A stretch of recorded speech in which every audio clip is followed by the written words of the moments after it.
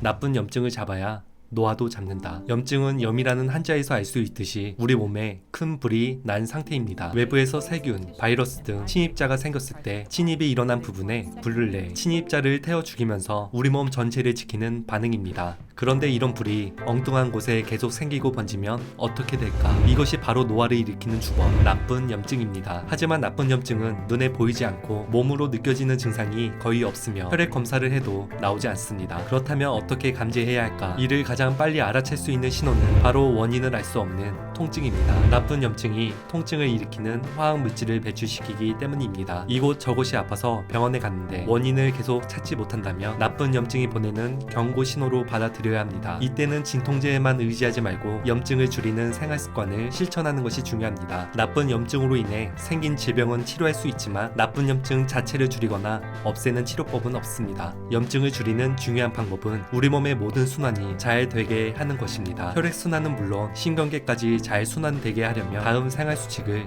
잘 지켜야 합니다. 나쁜 염증을 줄이는 생활 습관. 일체지방 줄이기. 염증은 말 그대로 불이 나는 것과 같은 반응입니다. 기름이 있으면 불이 확 타오르는 것처럼 몸속에 지방이 많으면 나쁜 염증이 급격하게 늘어납니다. 나이 들면서 자연스럽게 체중이 줄어드는 사람은 지방이 아니라 근육이 빠지는 경우가 많습니다. 그러므로 체중에 연연하기보단 인슐린 분비를 자극하는 밀가루 음식, 고과당 함유 가공식품 등 정제된 탄수화물과 트랜스 지방산을 피해 체지방을 줄여야 합니다. 이 음식들은 체내 지방을 늘려 나쁜 염증이 많이 생기게 만듭니다. 이 유산소 운동하기. 운동 또한 염증 반응을 줄여줍니다. 매일 20에서 30분 규칙적이고 가벼운 유산소 운동만 해도 염증 반응을 크게 줄일 수 있습니다. 다만 과도한 운동은 금물입니다. 과도한 운동은 몸의 젖산을 축적시키고 활성산소를 많이 생성시켜 혈관 피로도를 높이게 됩니다. 3. 칼로리 줄이기.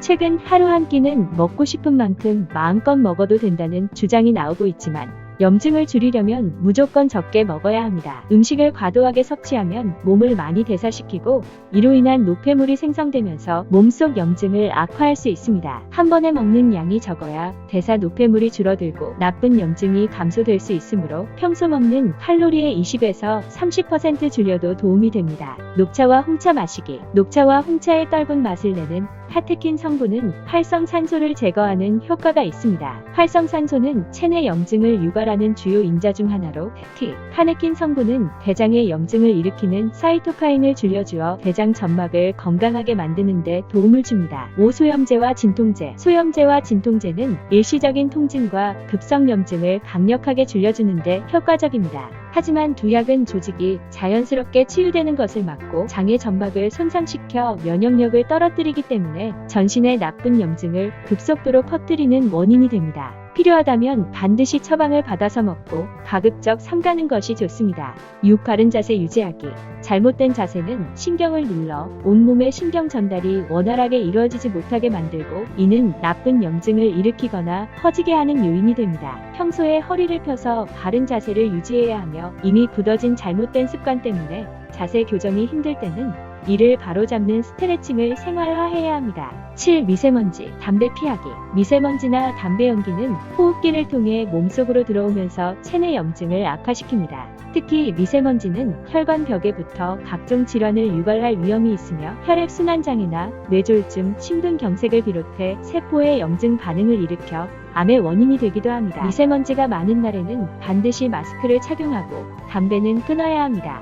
건강의 차이가 곧 인생의 차이다. 시청해주셔서 감사합니다. 행복한 하루 되시길 바랍니다.